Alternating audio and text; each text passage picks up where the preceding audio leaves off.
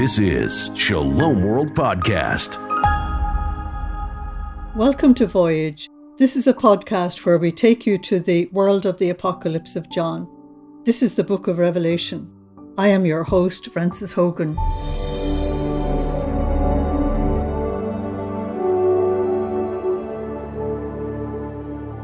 We are now in chapter 18, and I want to begin at verse 7, which is the introduction to the sudden collapse of the whole empire of the Antichrist. Up to this moment, it looked as if it was completely secure and nothing could touch it. I mean, who can compare with the beast was the war cry we found in chapter 13. And yet we'll see that as soon as God decrees from heaven that it's to go, it goes, and that's it. So I want to read from verse 7 for you. Well, I'll start at verse 6. She must be paid double the amount she exacted. She is to have a doubly strong cup of her own mixture. Who likes a taste of their own medicine? Every one of her shows and orgies is to be matched by a torture and a grief. I am the queen on my throne, she says to herself, and I am no widow, and shall never be in mourning. And for that, within a single day, the plagues will fall upon her. Disease and mourning and famine. She will be burnt right up, and the Lord God has condemned her, and he has great power. So this is what we're moving into. But before I even say anything about it, I want to remind you that the 7 plagues of chapter 16 is the collapse of this city. All we're looking at now is looking back at this collapse. But the collapse was then, as I told you, that the Lord pulled the rug from under them and literally dismantled their system. Okay, so as we have just heard, this empire behaved as if it was God. Who can compare with the beast? And the emperor or the leader, the Antichrist, had blasphemous titles claiming to be God. So she thinks she's God, and yet there's no justice, no wisdom, no truth, no integrity, no love. How can they be God unless they're God of the underworld, where only pride and arrogance and injustice and oppression of the poor actually exist? So what we're going to see now is that the language that Ezekiel used in chapter 27 shows the sins of Tyre in its fall. And Isaiah 47 verses 1 to 15 speaks of the fall of Babylon at the time of Nebuchadnezzar. And John uses the language of both of these prophets to describe the fall of Babylon. He doesn't need new words. The words have already been given. So why reinvent the wheel? What we have to look at is the fact that this city, and I remember I told you before, the city is the entire empire. This empire had an advanced culture and was developed more than the rest of the world. So she must bear responsibility for all that she has done to the rest of the world.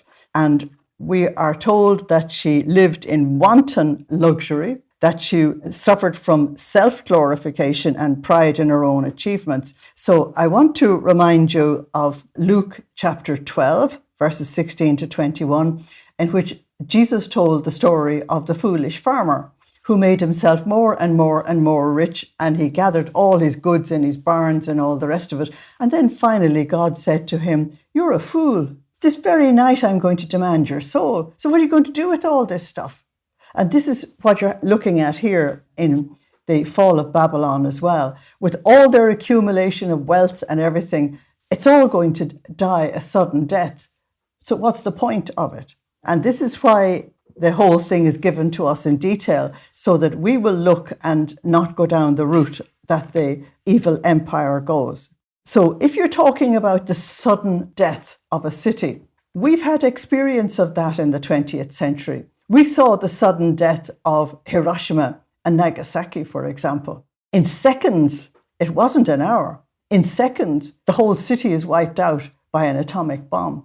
So if you're looking at the 21st century, then you're looking at the ability of the 21st century to destroy as well. If you happen to be in the city at the time of this sudden death, it's actually too late. Jesus warned the people of Israel about the coming judgment that was coming to Jerusalem after his death. And this is what he said in Luke 21 from verses 20 to 23. When you see Jerusalem surrounded by armies, that's the armies of Titus in 70 AD, you must realize that she will soon be laid desolate. Then those in Judea, that's the surrounding area of Jerusalem, must escape to the mountains. Those inside the city must leave it, otherwise they'll all be killed. And those in the country districts must not take refuge in it. For this is the time of vengeance, when all that Scripture says must be fulfilled. So if you wait until the siege of Jerusalem has already started, you're going down with the city. What we do know is that the Christians, the believers in Jesus, actually obeyed him and left the city of Jerusalem ahead of time. They went to Pella in the desert. Okay. And then we're told that this city is going to burn to the ground. Now, we know that holy things should be burnt to the ground, and the holy city of Jerusalem was burnt to the ground. And this whole empire of Antichrist, which is not holy, it's absolutely unholy, but it's going to be burnt in the other sense that it will be reduced to ashes. It has no value. There will be nothing left over. There won't be a memory of it even. And so we are looking at the fact that God is saying to us, are you sure you have made the right decision about whether you want to be in the empire of the Antichrist or whether you want to be in the kingdom of God? That's behind all of this. John wouldn't give you all this detail if he wasn't trying to absolutely push you to make the right decision. Okay. The rest of chapter 18 is divided into two parts. From verse 9 to 19, we have the mourning of the earth for the economic collapse that is happening. And from verse 20 to 24, we have the rejoicing in heaven. Okay. So let's look at the mourning for the economic collapse. And John gives us this in absolute detail, using again the language of the prophets in order to put it across to us. We have seen the fall of Babylon is the judgment of God on the Antichrist system. Okay. And since God is omnipotent, nobody can reverse his judgment. As I've said before, in God's court, there's no appeal. All you can do is look on in awe. So the first thing you come across here, I'll read it for you, is the 10 kings, the 10 horns of the Antichrist are absolutely helpless. They can do nothing. This is verse 9. There will be mourning and weeping for her by the kings of the earth, who fornicated with her and lived with her in luxury. They see the smoke as she burns, and they keep at a safe distance from fear of her agony. And they will say, mourn, mourn. Some translations will say, woe, woe, for this great city, for Babylon, so powerful a city, doomed within a single hour. Now, why would the kings of the earth be the first ones to mourn? I've already told you, and John has told us earlier, that they only have power for a single hour. They get their power from the Antichrist. And if the Antichrist falls, they fall. If the Antichrist system falls, they fall. So they're number one on the mourning list because they lose all power. Their power base is completely gone. Okay. Now, John is using the language of Ezekiel chapters 27 and 28 for the fall of the city of Tyre, which I'm not going to read for you. There isn't time. In other words, what you're going to see here is those who mourn the death of this system are those who benefited the most from it. There will not be any sign of ordinary people, poor people, little people. They're not mentioned at all. Not at all. This is the great and the powerful mourning the loss of their greatness and their power. And so John wants you to see that the mourning that is here from the people who were in league with the Antichrist is completely selfish. They're not actually mourning the loss of life in the whole Antichrist system. They're not mourning the loss of millions of dead. No, they're only mourning the loss of their own benefits and their own economic power.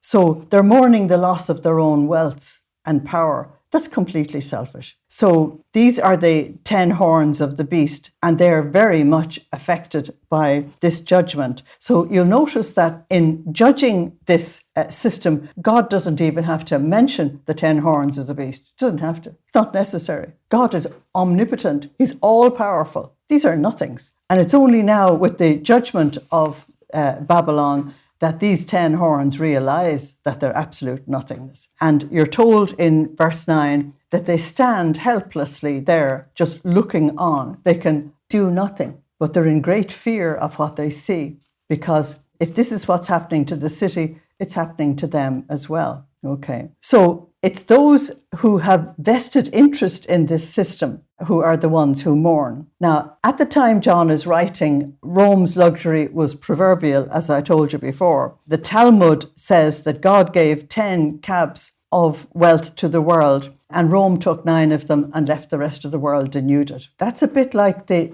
billionaire problem we have today, which I will mention again. So what strikes the 10 horns, these kings, is the suddenness and the completeness of the destruction. The whole thing collapses like a deck of cards. But they should remember Sodom and Gomorrah. Its destruction was sudden and complete as well. And Jesus has told us in the Gospels, and John has told us, and Jesus has told us in the book of Revelation as well, he's coming like a thief in the night. Judgment will come to the earth suddenly and unexpectedly. That's why we have to be ready. If we think we're going to notice the signs, we won't. This is sudden and complete. These kings who are mourning the death of Babylon don't care one iota about the people who are suffering. They only care about themselves, and they only care about what is happening to them. John shows clearly that nobody goes to the rescue of the people in this system. Nobody. And so all the poor people who have been duped into worshipping the beast, there they are, helplessly left to face the terrifying judgment of God. So I want to show you what exactly they are mourning, because the second group who mourn are the traders of the earth. And this is what John says from verse 11. There will be weeping and distress over her among all the traders of the earth, the second group that's mentioned, because there's nobody to buy their cargoes of goods, their stocks of gold and silver and jewels and pearls, linen and purple and silks and scarlet. Notice the necessities of life are not mentioned. All the sandalwood and every piece of ivory or fine wood or in bronze or iron or marble, the cinnamon and the spices, the myrrh and the ointment and the incense, the wine, the oil, the flour and the corn, their stocks of cattle and sheep and horses and chariots, their slaves, their human cargo. John actually says those words, their slaves, their human cargo. Wow. And what you have here is a list of luxurious goods. You're not dealing with ordinary people, and they don't care about the ordinary people. You're only dealing with the rich and those who are living in absolute luxury. So the human trafficking was very much part of the problem in the Roman Empire, because we know that the city of Rome, for example, had approximately 1/3 citizens and 2/3 slaves, where the citizens had absolutely everything done for them. They didn't even have to tie their own sandals. So the list of goods here actually represents the luxury of Rome, and the luxury of Rome was proverbial at the time. But if you translate that into the 8th empire that we belong to, that's the 21st century, we have exactly the same problem. Exactly the same problem. So we don't have to worry about Rome in the 1st century. They've been dealt with. We have to worry about us. We, as a world, have turned into an economy. We are no longer nations with beautiful cultures and wonderful traditions. We're all a big, wide economy, and they want it to become a world economy, and they don't want any nation to be any better than anybody else, because the wealth of the world is in the hands of very, very few, which are a group of billionaires, and they just do what they like. But luxurious food comes to us from all over the world, just like the merchant and the seafarers. Luxurious goods and artworks can be found if you have the money. There's child trafficking today, human trafficking, and child abuse, and all the sexual pursuits of human trafficking. There are slaves too, but we don't call them slaves anymore. We simply call them migrants. In other words, we're trying to put a fancy name on those that we put doing the most menial work. So John actually saw that the final empire, the one we're living in, would in fact be very luxurious. Okay, so what they had done was they had tried to make utopia on the earth. They had tried to turn the earth into a paradise without God. And their idea of paradise was that you would have all the luxury goods you want, you would have all the leisure you want, that other human beings would be sacrificed to be your servants and your slaves, while you had all the money and all the privileges, and your servant and your slave had none of the privileges and none of the benefits, none whatsoever. So you were living like a royal person at the expense of other people's lives. So the sheer injustice of the system is very, very clear. And John says that this system has to be dealt with literally in one blow. I want to give you the most wonderful meditation on this system that you can possibly find. I absolutely love this. This is Psalm 49. And it's very much in the vein of what we're actually looking at here. This was written by one of the sons of Korah. Hear this, all you nations. Pay attention, all who live on the earth. Important people, ordinary people, rich and poor alike. My lips have wisdom to utter. My heart whispers sound sense. I turn my attention to a proverb and set my solution to the harp. Why should I be afraid in evil times, when malice dogs my steps and hems me in? Why should I be afraid of men who trust in their wealth and boast of the profusion of their riches? Man cannot redeem himself. No man can pay his own ransom to God. It costs too much to redeem a life. It's beyond him, and he couldn't live forever. He will never see the pit. When all the time he sees that wise men die, and the foolish and the stupid perish both together, and they leave their fortunes to others. Their tombs are their eternal home, their lasting residence, though they called estates by their name. Man, when he prospers, forfeits intelligence. He's like the cattle that are doomed for slaughter. And on they go with their self-assurance, with men running after them as soon as they raise their voice. But like sheep, they are herded into Sheol. Death will herd them to pasture, and the upright will have the better of them. Dawn will come, and the show that they made will disappear. Sheol will be their home for them, but God will redeem my life from the grasp of Sheol. So do not be afraid of a man when he goes rich, when the glory of his house increases. When he dies, he will take nothing with him. His glory cannot follow him below. I didn't finish the psalm, you can finish it yourself. And what the psalmist is saying is, if you want your heaven on earth, you've made the wrong choice. Because when the time comes for you to leave the earth, you cannot take the cattle and the sheep and all the luxuries that we have actually described here. You cannot take your house, you cannot take your car. You cannot even take your mobile phone. You can take nothing except faith, hope, and love. That's the only baggage that is allowed. And the baggage that is extremely important when you take your final flight from this earth, that baggage is love. Because St. Paul says, in the end, there is faith, hope, and love, but the greatest of these is love. Thank you for listening. Slán agus beannacht dé live. Goodbye. God bless you. Thank you for joining us today. We'd like to hear what you thought of today's session. Share your feedback with us at podcast@shalomworld.org. You can motivate and support us today. shalomworld.org/donate. Visit shalomworld.org for more information about Shalom World podcasts. To get the latest updates, make sure you follow us on Instagram at Shalom World Podcasts. We'll see you right back here tomorrow. Shalom World Podcasts is now available on all online platforms, including Apple Podcasts, Spotify, Stitcher, and others.